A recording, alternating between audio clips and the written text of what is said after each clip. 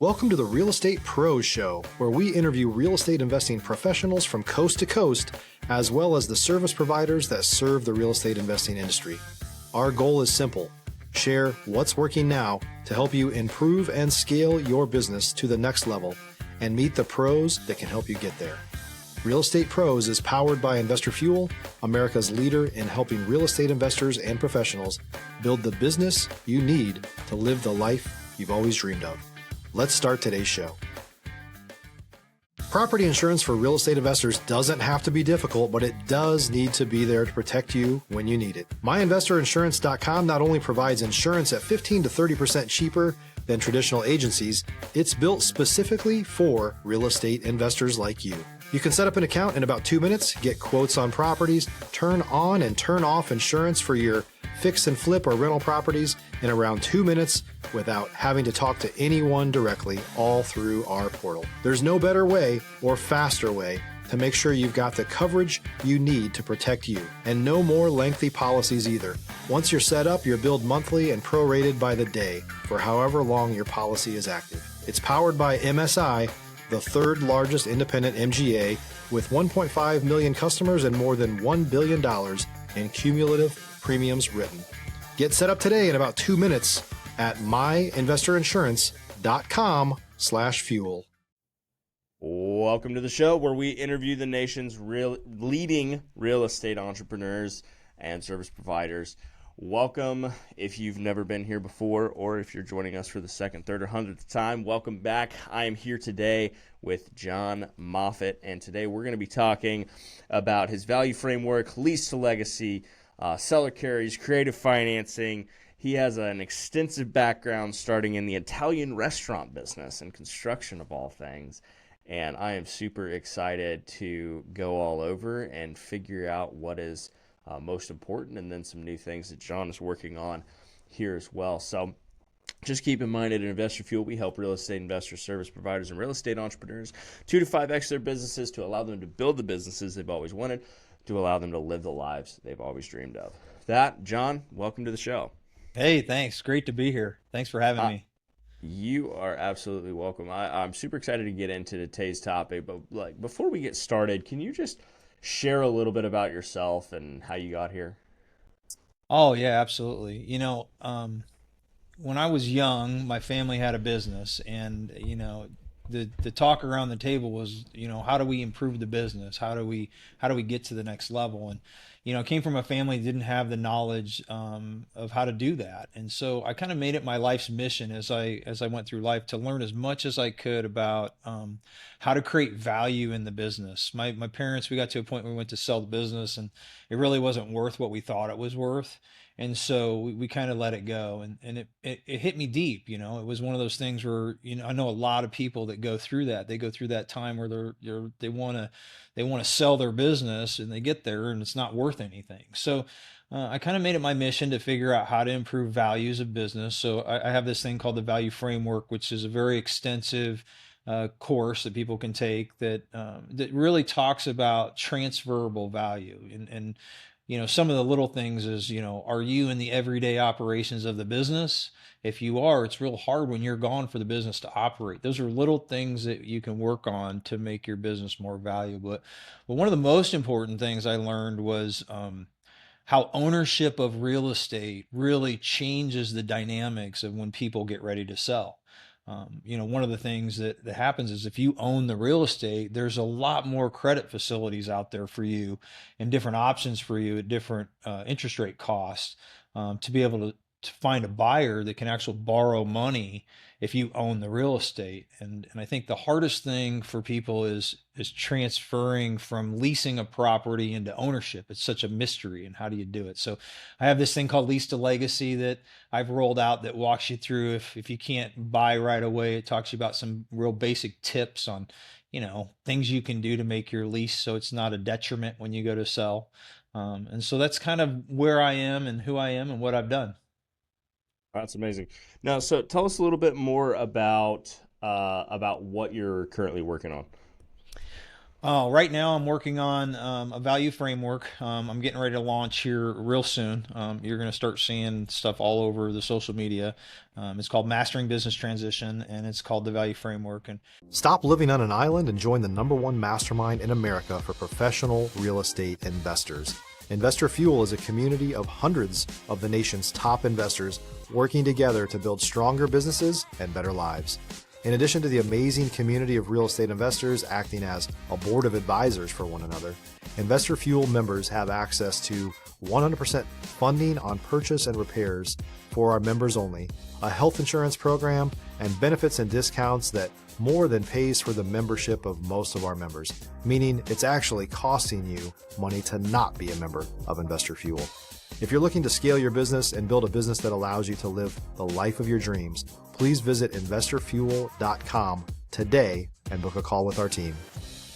And I'm going to start putting out there a lot of tips and a lot of things for people to work on, but they'll be able to dive in the course. And then coming up in about 45 days, I'm going to have a live session where people can come on, and we're going to do this lease to legacy, and we're going to walk through, for example, when you have a lease, you don't think about the CAM charges, but you want to make sure that you put a cap on those CAM charges, because if not, it could be a detriment to the buyer that's coming in.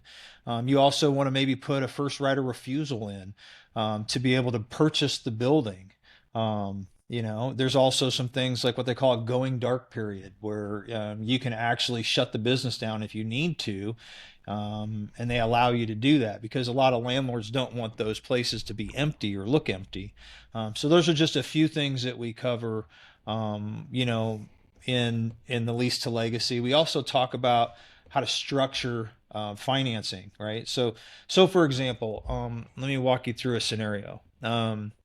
There was a business that was getting ready to lease a property, but the owner was also interested in possibly selling it. So instead of taking all of the tenant improvement money and throwing it away, which most people do, because once you put the money into the building, it's gone, we structured it in such a way that that was almost like the down payment money. So we signed a lease. We were able to put the improvements into the property. When you put the improvements into the property, it was a distressed property, so it needed new plumbing, new electric, new HVAC.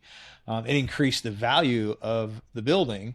So then when we went to find our first group of financing, which was private money, the loan to value was there because we had put so much money into the TIs and the value of the property had gone up. So we didn't really have to come out with a lot more money out of pocket. And then we were on our way. Through that transition, I'll take you through the whole transition. About a year later, the business had started operating, started earning income, and we were able to go look at conventional financing. The issue was the value of the property wasn't there, so then what we had to do was a short-term seller carry on about 20% of the total price, and the seller carried that for 2 years.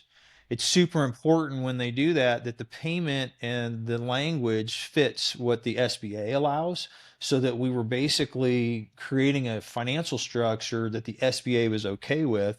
So 2 years later, the SBA comes in and takes out the financing, and now that person that had that distressed property, that owner that had that distressed property, has now been taken out in 3 years, and now there's a thriving business in there. That business has something of value, so when they get ready to go sell, they have some value in the business. So that's kind of one scenario of how that works. Yeah. And what got you passionate about with all of your different experiences within, going from the restaurant business, construction to real estate, the finance side of everything? Like what really got you passionate about doing what you're doing now and helping other people? Oh man, it was probably, I'll tell you this, you might believe it or not, but I was 12 years old and I was like, man, I don't know anything about business and nobody around me could teach me. So I think the coolest thing is when I went to work for a large institution, I had access to underwriting guidelines. And I was like, oh my God, I just found the holy grail of all the secrets of business. And this financial institution has been around for a long time. And so I was able to go in every day and read kind of what they say a good business should look like in that industry, and then back in to start studying those businesses and studying those financials and really understanding, what decisions do you make daily? Because it's interesting. The decisions you make when you open a business are completely different when you operate a business and then when you sell the business. It's a different mindset. You wake up and you think a little differently when you're in those different stages of business. And, and you learn that. I learned that through understanding what it took to hit the numbers that the banks like. If you're looking for consistent, high-quality leads, look no further than Investor Machine. Investor Machine isn't just another agency. It's the most sophisticated, data-driven lead generation company on the planet for real estate investors, and serves the role of being not just a lead generator for your business, but a marketing partner that is helping you achieve your goals along the way. Go to investormachine.com to learn more and schedule a call with our team today.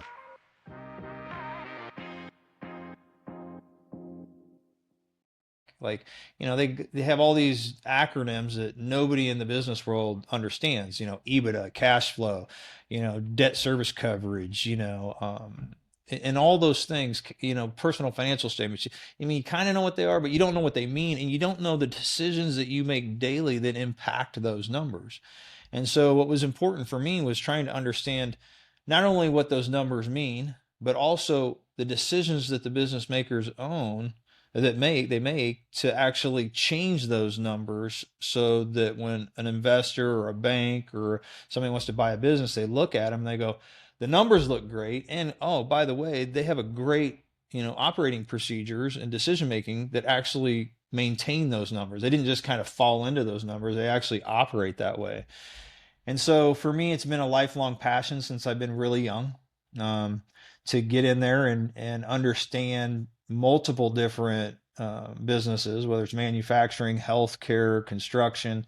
I've kind of studied them all and found out which ones are recession proof, which ones aren't, which ones have seasonality, which ones don't.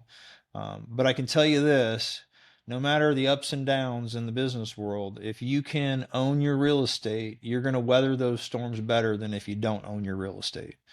And so, my advice to the listeners is, if you're in a lease or you own a business, find a way to own the real estate that your business is operating out of, and if you can, move towards that.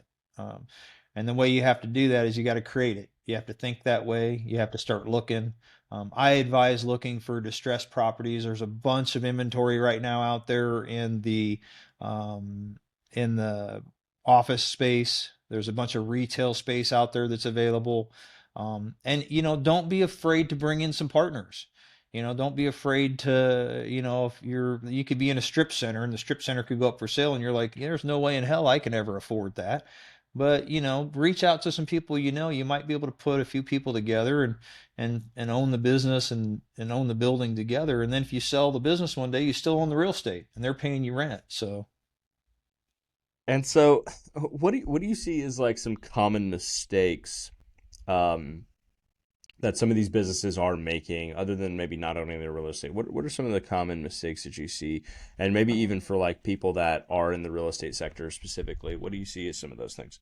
I think 90% of business owners do too much themselves and they don't trust in their team to do work they should do, and so they call them standard operating procedures. You don't have to make it that complex. But if you're making every decision and everything flows through you, you don't have a business, you have a job, and it could be a high paying job or it could be a job that you're barely getting by. So I think the biggest pitfall, people have to work on is lifting other people around them up, coaching them and building what's called standard operating procedures. And then, to really make it simple, just record that process. It could be a 7 item checklist on a particular item and you're assigning it to people within your organization. That's great, but take that and put it somewhere in a central location, whether it's Dropbox or Google Drive or something like that, so that you kind of create those standard operating procedures. I tell all the guys that I work with and gals that I work with, I'm like, just pick one a month. It's not, you're in business for a while. It's not like you're doing this overnight. Even if you decide to sell, you're 2 to 5 years out usually. So just every month, pick something and create a standard operating procedure. When a buyer comes in and they see that, they go, well, I can do that, or I might change that a little bit, but there's something on paper that helps guide them on how to run and manage your business, which I think is one of the biggest pitfalls to businesses. They just wake up every day and who's in my email, how much are my sales, and they don't really focus on the operations and making sure that the people around them. If you're a new or newer real estate investor looking to launch or grow your real estate investing business, please check out Investor Fuel Club. It's a coaching community, but unlike anything you've ever seen before. And you can actually partner with members of our mastermind from coast to coast on deals right in your market. There's no better opportunity to build a consistent business than to literally partner with pros to help you avoid costly mistakes, avoid the need for capital to do deals, and help you eliminate your fears as you're starting your business. Learn more about Investor Fuel Club at investorfuel.com/club. The other thing I find is the succession plan, like having somebody that, is in your organization that could buy it, that could take over, like encouraging people to think of finding that talent that eventually could take over the whole thing, and not being fearful of bringing that person in and listening to their ideas and taking some chances with them, and letting them be a little entrepreneurial in your space. Those are a couple pitfalls that I see. Yeah, absolutely. And for anybody listening that maybe has heard of standard operating procedures, as they're also referred to as SOPs, just for our audience sake that may not know, I'm familiar, but someone out there might be like, is that what somebody else was talking about these SOP things? I thought those were SOPAPIAs. What? I know. I try not to use acronyms too much because people are like, what's an SOP? How do I get one of those? Right, because then you get into too many SOPs, CPMs, KPIs, and then the next thing you know, you're SOL, right? Right. So, you're like, I don't know what the hell's going on, right? For sure. So, yeah, absolutely. Man, this is such great content. Such great content. And so with everything that you're doing and referring to here, for example, what are some of those like first things that when you come in, you're coaching a business owner who maybe is like in that phase where they're like, hey, I'm 62 years old, like I want to retire. I know that like my business works okay, but I know businesses maybe rise, maybe I know that businesses either are only valuable based on their systems and processes that are actually in place. So that way, if I'm not here, it can replace me, whatever. Like, what are some of those critical things that you start doing like from day one to help them boost the value of their business? Yeah, so the first thing I do with everybody is you do an evaluation. It's just like an athlete that goes on a field, right? Or a music person. You sit them down and you see what they can do. You see who they are, and you see that. You see these websites, you see these sheets, but there's a very specific way to engage on what I call a gap analysis about a business. And the first thing I say is, in this, I think everybody's kind of heard this if they've been in business, but you need your 3 years financial statements, your P&Ls, and your balance sheets. You need your team. So who is the core players on your team, and what's their bios look like, and how do they cover what you do? You need your marketing plan. What social media platforms are you on? How are you gaining your business? You need to evaluate your client base. You need to see how much of my stuff is reoccurring, how much of my business is one time, how much of my stuff is concentrated on one client. And you need to start evaluating your client and production base. You need to look at your products. You need to see what products are profitable, what products aren't, and can you bundle, do some bundling. So there's, like I said, there's 5 or 6 main areas. And what we do is we really just gather the information first, and then we just start having discussions. And the discussion's more about mindset than it is about the business. It's because, the business owner, you've created the business. You created it from scratch. You woke up one morning with this idea that I'm going to create a manufacturing company, and you just did it. I'm going to start a lawn company, and you just did it. You came up with a cool logo, you did your website, and you had a certain mindset. And then you get into the fact that now it's operating. How do I grow it? And so you have that mindset. Well, very rarely are people thinking about transferable value. And transferable value is different than just operating a business. It's something that you can create that anybody can come in and run with what you've created. So there's some things you want to do. Like, for example, in your financials, almost everybody I know has what I call fluff in there, of expenses that shouldn't be in their financials. So as you're getting ready to sell, you want to start cleaning up some of those expenses. You want to drop the stuff that shouldn't be in there and clean up your books. Clean financials are really key, to when a buyer comes in. Another one is your staffing. Who is in your staffing that's going to be a key employee that's going to stay on and move through. And have you had the conversation with them, and they're not caught off guard? And so it's just a different mindset, so to speak, as far as how you're preparing your business to sell versus how you're preparing your business to launch. And so we focus pretty much on the same things, but in a different way. Yeah, that totally makes sense. Absolutely. Now, so let me ask you this, as we're kind of coming up on time here. Yeah. I want to give you enough time to answer this question because you have a wealth of knowledge across multiple industries. If you had to go back to the beginning of everything and you were able to take this 100 years of experience that you've accumulated within, let's say, 3 decades of time, to be fair, right? Right. But you had to take all of this knowledge, all this experience, all the wins, all of the losses, everything, and you had to start over. What would you do different, and what would you do the same with all of that? I think the one thing I would do different is surround myself with like-minded people. I think finding your tribe of like-minded people and whatever journey you're going down, make sure that they are on the same page with you and your journey. I think that's probably the biggest lesson I learned in life. Don't try to help everybody, but stay focused on those around you that are like-minded. Number two, I think everything I do, I think about owning some type of real estate. And when I say real estate, I don't necessarily mean dirt and bricks and mortar. There's also real estate online. There's also real estate in technology. There's real estate in branding. And so understanding the value of those different assets, I learned a lot on how important it is to have those types of pieces of assets no matter what you do.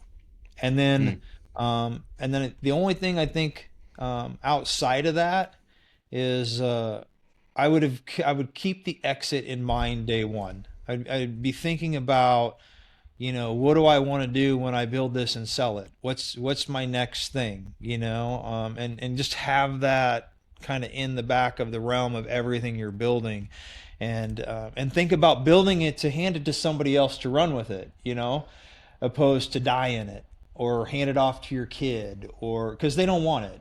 By the time you get down there, most of the kids don't want it unless they've started working in it with day one, and then they want you out a lot sooner than you want to go. They want to get you out of the way and say, okay, you don't have the ideas anymore. Let me run with this. And so there's this rub there too, of like passing it on to your siblings. Yeah. Now, so one of the things you touched on there is surrounding yourself with like-minded people. The big thing that business owners, real estate investors, really anybody doing anything that doesn't naturally have a community for itself, like working in a job with other people that were hired that you're all somewhat similar to somehow because one dude interviewed all 20 of you and made decisions based on whether they liked you or not.